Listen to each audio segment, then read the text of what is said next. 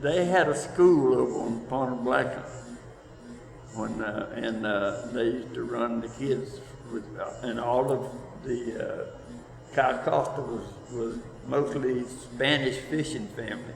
Yeah. And the school boat would run, but when they closed down the school over on Pond Black, they had to run them over here to Boca Grande. You mentioned Stanley Darnay. That got me thinking about squirrel fishing for a second. Gene Hamilton, he'd been around forever. You know, I mean, back in the day, that's who I got my squirrel fish from when I first started, and he was old, had been doing it a long time then. But I had heard stories about him involved with the old Flipper TV show and all that. What was that story all about? Yeah, well, he did. He did. They used to catch dolphins and sell them porpoise. to the and Dolphin. bottlenose dolphins. Sell them to the aquariums and that sort of thing? Yeah, and they'd fly them all over the world too. They'd get them on an airplane and put them in a sling and fly them to Germany and France and everywhere else. And, Jeez. Yeah, they were still He and his catching them when I brother got Harvey and Eugene Harvey, both. They were did still that catching them when down I at first the started guiding, I think. Keys. Yeah, I remember hearing stories about all that, but I never understood exactly Well, what. Eugene was most famous for it. He had the first dolphin born in captivity, and that was a big deal. Oh, He he always worked took for the guy that caught Flipper. Yeah. Yeah, Oh, yeah, that's what it He was. wasn't head. There was other guy Yeah. was head of the crew, but Flipper was named Misty when they caught him. Yeah, well, the kids these days wouldn't have any idea that when we were younger, obviously, Yeah. that was a big TV show back in the early And there was 60s, three 70s, flippers. early mid-60s, early mid-60s. There Whatever. were 3 flippers. Yeah, Eugene told me, and Harvey both told me this, that the dolphins caught in this area were easier to train than anywhere else they could catch them. Yeah. And that's why everybody wanted their dolphins from Charlotte. Yeah, but it was interesting if you got involved in some of that, because they would do things like put a dolphin in the back of the truck and put him over on the East Coast or something, and 3 days later he'd be back where he came from. And then and the mamas would show the babies how to jump out of the pen. They would jump over, and about the third time they did it, the baby followed them. Well, I figure those are pretty smart deals. So, Yeah, that was pretty interesting. so did you guys catch most of your squirrel fish back in the 70s, or did you no, find you didn't have time. you didn't have time? Back in the 70s, you ran 3 or 4 trips a if day, you- didn't you? At least 4 trips a day. Yeah. Yeah. Yeah, I did that John, while. what would your typical day be like back in those days, when start to finish, the first trip in the morning through the end of the night? Well, It would actually My start, day- it would start in the afternoon. is when My, it would start. my day was a little different than most of the guides back then, because I would fish a late afternoon trip, then I'd come in, do a 6-hour straight trip, then come and get my next trip before daylight, fish them, and then go to the boatyard and work all day. Yeah. And if I had one where I missed a trip, I just had, say, one day that night, that was my sleep. Yeah. And I made the best of that for a couple of days. Yeah.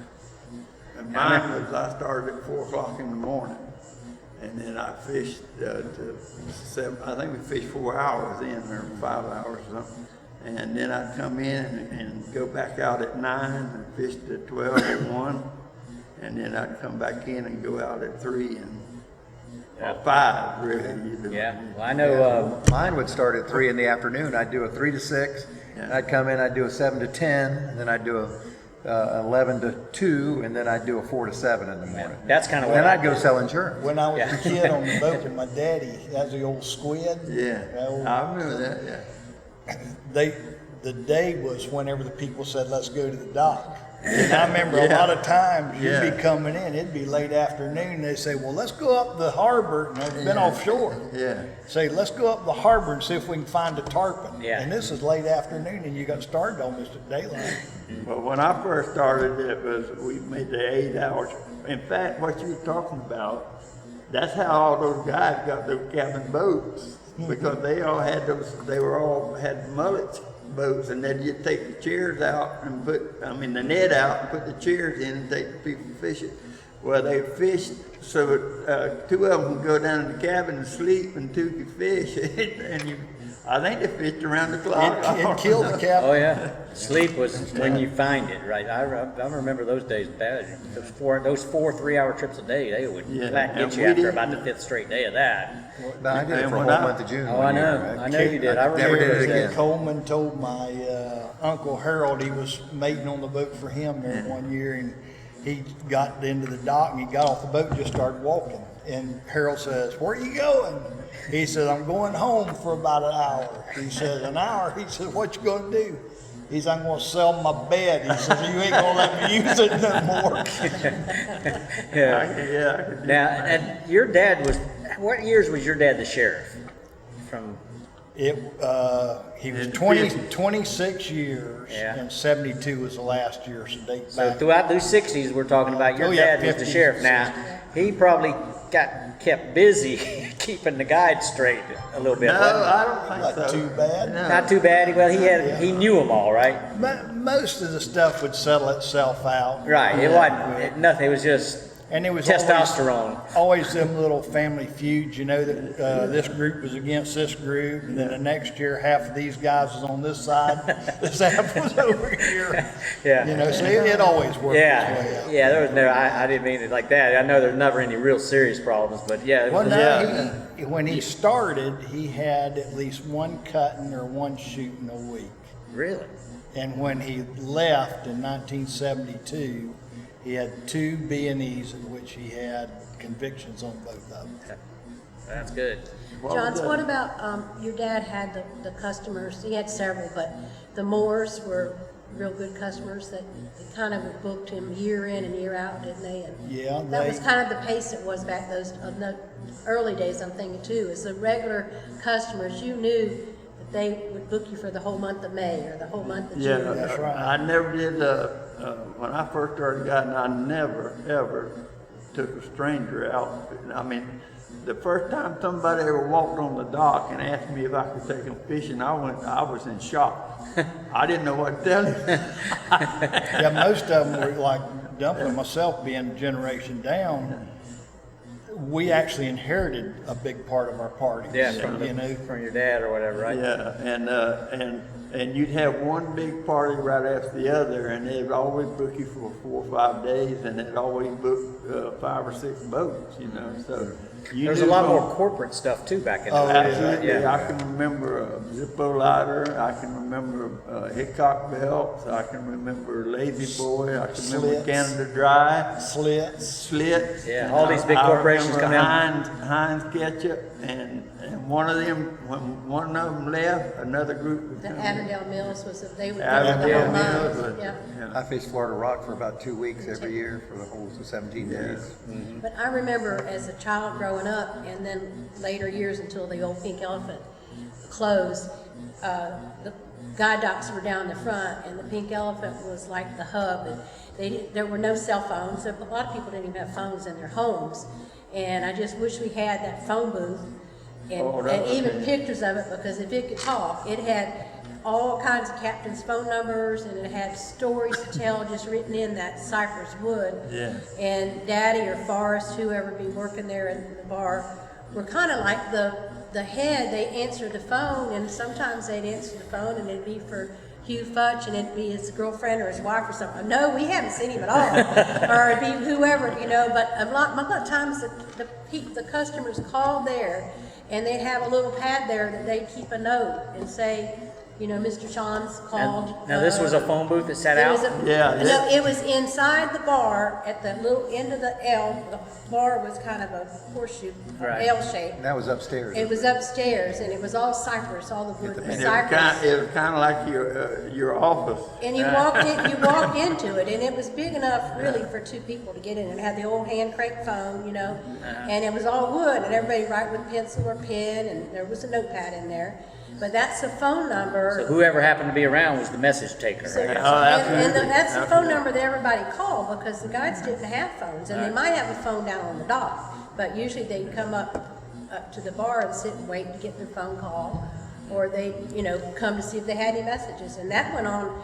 And I remember it at least until I was 14 or 15. They also had an aquarium up there, that saltwater aquarium, that had little baby tarpon in them. And when they'd sit there and watch those tarpon, and when they started feeding, they'd all head out to the back.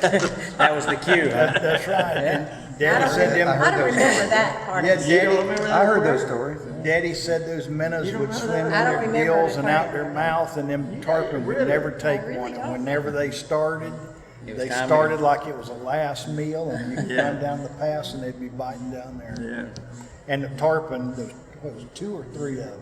yeah. They mysteriously, they said they died all at one time. Somebody. Yeah, and had done away with it. I think we got them out of the Nares Pond because used to, when it would flood on this island, that pond would flood over and the tarpon would be stranded on the road out there. Oh, really?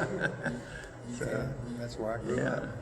Now, where is the Narrows again? About That's 29th Street, right up 29th, there, yeah. between 29th and 30th, 35th. Now, I know that he where I hadn't grew been up. here very long. If you want to know where the Nares is. well, I couldn't remember exactly. I knew it was on about midway on the island, but I didn't know That's because exactly. you missed the parties down there, is what Doug I- was oh, talking yeah, about. yeah. That used to be one of the party places. That's where you used to sneak away.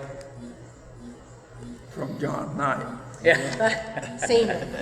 yeah, it's from John Senior. When I Another got thing that old got- enough, I heard about those Another parties. thing the guys We used used to to go do look down for on 'em. that guy dock was they would have a pot of chowder going, My dad. down there, cooking a pot of chowder a lot of times, or they'd have their crabs boiled up, steaming crabs. Well, I guess it was pretty competitive on the chowder thing. I was talking to Jackie the other day, and we talked about the chowder, and he said that Sandy Velasca, his wife, That- jumped right up and said Ted's was the best. Yeah, when there were a lot of those guys knew how to make chowder. Yeah. too, And Yeah. my daddy was one of them. Yeah. And he would make the chowder in a 5-gallon pot, and everybody over at the Pink Elephant and stuff would knew that he would, or somebody go tell him, and then everybody came out of Pink Elephant and went over there on the dock. They got drunk and ate. Later, And it- later and it's- on, later on, Sybil Fudge was famous for her clam chowder, and Yeah. she told me, she said, "Don't tell anybody, but Shug taught me how to make it." Who? Shug Fudge taught her how to Yeah. make it. Yeah, they Another all. thing that they used to do, not talking about tarpon fishing, but the guides, it was a winter business with fishing from the people come to Gasparilla and all. And like Bill Hunter and Bo Smith and the Knight brothers and all would take. Jimmy Mobley. Jimmy Mobley, they take the Freddie. people out on their boat and they go to Big Shoals. Big Shoals isn't there anymore. Billy Wheeler, they all used to, Austin Bass, I remember they used to go over and they'd make a pot of chowder on their boat. That was part of the trip. You take them shelling, you'd have a pot of chowder for your clients, and they'd get off and they'd go shelling either at Kai Costa or on Big Shoals. And then they might go fishing, but it might have just been the day, the boat trip, go look at the birds and see the wildlife.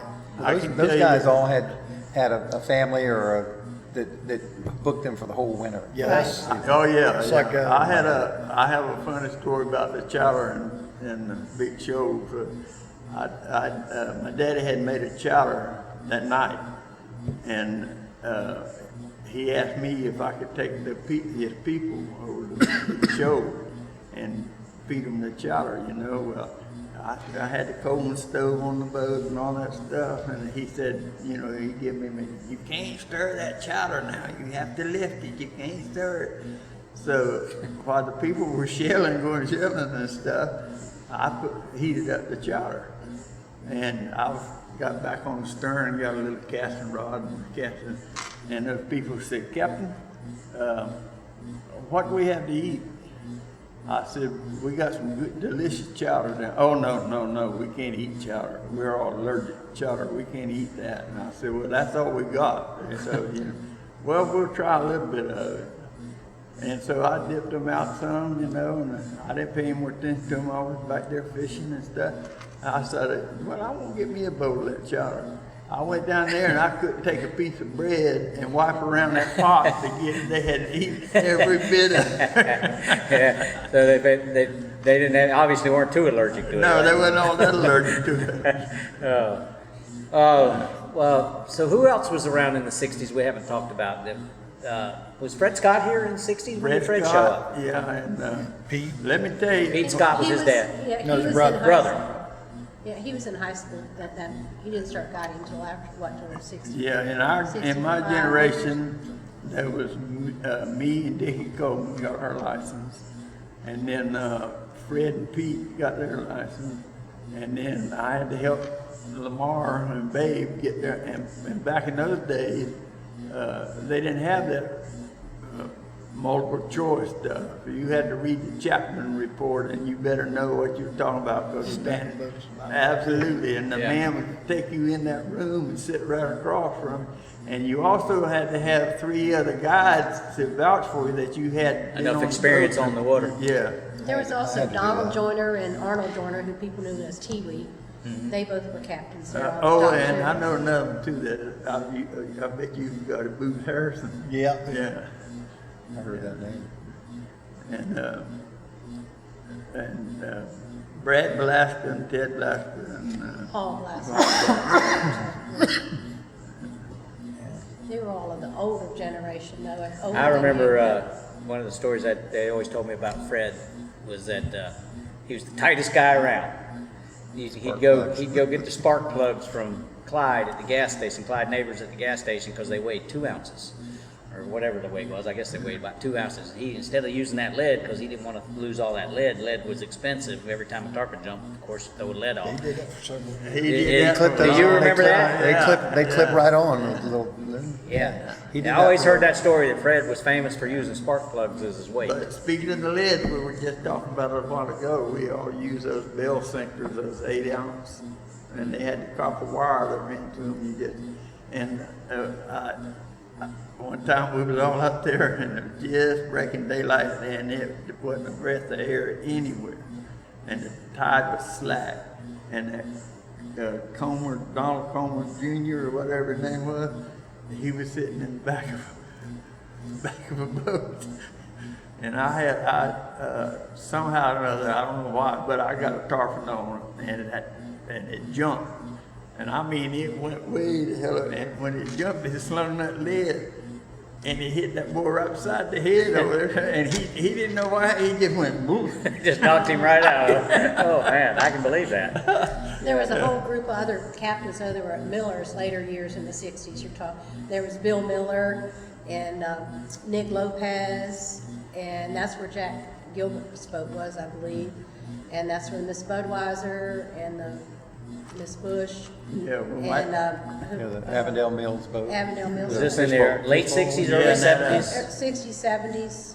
Or, I yeah. think when Tater and Bill Miller first came down here and started, they were mates on some of those it boats. was, yeah. So they were about 16, 17 years old when they first started coming down. And Jack Gilbert bought, Raymond Jr. Jack Gilbert bought the boat that Billy Hathcock had. The Nancy Sue? Yeah, and my daddy's the one that had it built. Yep. That's right. Yeah. Yeah, and then Zeke Ziegler bought it after. Billy. Yeah, He bought it from that's the Billy. last And person then I Jack seen Gilbert it. bought a 24 Morgan with a tower on it. Yeah, yeah, And Buddy Foss, that ended up being the little car man, I believe. yeah. Well, Frank Davis bought the original little car man, I think, didn't he? I mean, he bought it from, who did own the native? That was one of Buddy's boats too, wasn't it? Buddy's, I'm pretty sure it was. I think it was. I think it was one of Buddy's first ones. Yeah, I It think might it was. have been the little car. It might have been the one that Jack Gilbert owned for a little bit. could have been. It was Billy one and of the Elsie early- owned it for a little bit too. It was one of the early ones. What about whenever, we've gone through 3 or 4 different time frames, but what about if we move out of that time period and move into when the tournament started at Miller's?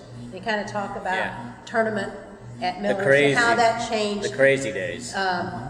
with all the different boats fishing and all the different people and the Calcuttas and It changed things, didn't it? But I want to, before we get to that, I want to say one more thing. That every guide boat down here was either built by Daniel, Hickok, or Knight. Yeah. Every guide boat, all the open boats were Daniels, and all the cabin boats Right. were Hickok boats. Yeah. Some dang Did 24 some of foot, 11 inches. Duncan? Didn't some of the Mary Laziers get down here too, though? Or No, was that later on? Well, I was later on. Later, yeah. Later on. Way later on, yeah. The teal. Yeah, and then Morgan kind of took the mold off of the Daniels or something. Yeah, took But that they widened the stern, because the Daniels used to tuck the stern in. Right. And Somebody else over on Pine Island built some boats. And then where Freddie got the little press. no, he got that was a from Wilbur Storter. That was in Naples. Wasn't it Yeah, Storter? Naples, and then there was Crawford, Pete Crawford. That's what I said. And Pete Crawford built the Phil Jack, right? Was Yeah, that- and also that Phil Jack had a twin. The Phil Jack belonged to Ted Blasker, and there was Paul Blasker had a boat just like it. I mean, it was his sister. Miss Bernice? Yeah. Trying to think what name that Is was. that Miss Paul Bernice? had it. I Yeah, know that yeah. it Was was it Island Miss Woman Bernice? when Thomas had, huh? Miss Bernice, maybe? No? Paul's. Sound right.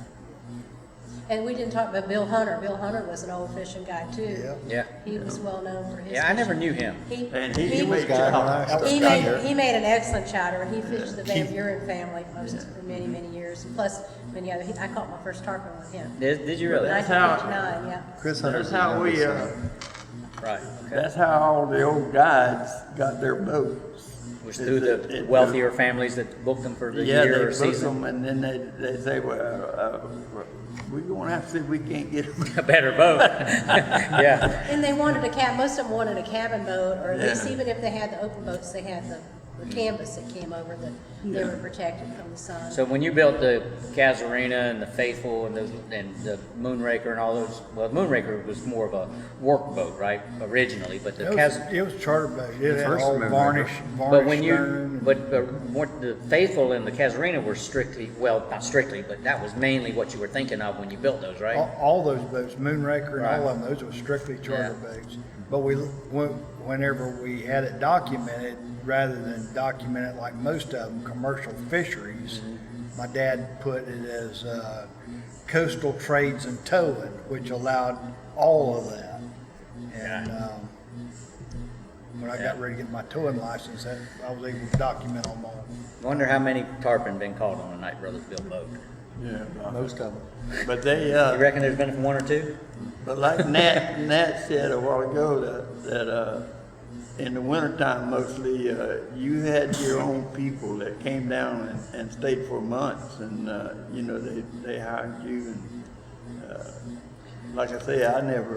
Was there competition among the families to hire the guys they consider the good guys? Everybody had their own family. Yeah, they had their own. So they really wasn't stealing this guide from that family kind of thing, nothing like that? And like Freddie would pick Mrs. Ross up at the airport. He would Yeah. take her shopping. Oh. You know, he would take her fishing. Just some basically days. an employee. He was paid full time to do whatever. And she would come. They all did. Jimmy She'd Motley. come for 2 months or longer, wouldn't Yeah, she, for the two. winter? I mean, you knew guaranteed. Yeah, And that's like John's, the Moors, I don't know how many years they fished the Moors. And my daddy had a lady called Mrs. Jennings Dr. and bought him 3 boats. You know. And that's one that was having Nancy Sue built. Yeah, yeah. And then he had Mrs. Buchanan after that. Mrs. Buchanan, yeah. And, One day I had it was early spring, and I went out trolling for bluefish, and I caught a bunch of mackerel, and so I came back and I ran into Dr. Wright, and I said, Dr. Wright, I caught mackerel. He said, wow, it's early. And so he ran into Mrs. Ross, who Freddie took care of at a cocktail party, and said, Nat Italiano caught a bunch of mackerel, and you ought to get Freddie to take you mackerel fishing. Thinking that what's easier than mackerel fishing? Well, Freddie kind of got upset about it. He went berserk, and he Berserk? Freddie? Come on, so Freddie. before he said, okay, we're going to go mackerel fishing, he had to track the rumor down. So he tracked it down from Mrs. Ross to Hank. He got all the way back to me, and he got in my face. He said, listen here, sonny boy. I said, wait a minute, I caught mackerel. He went, you did?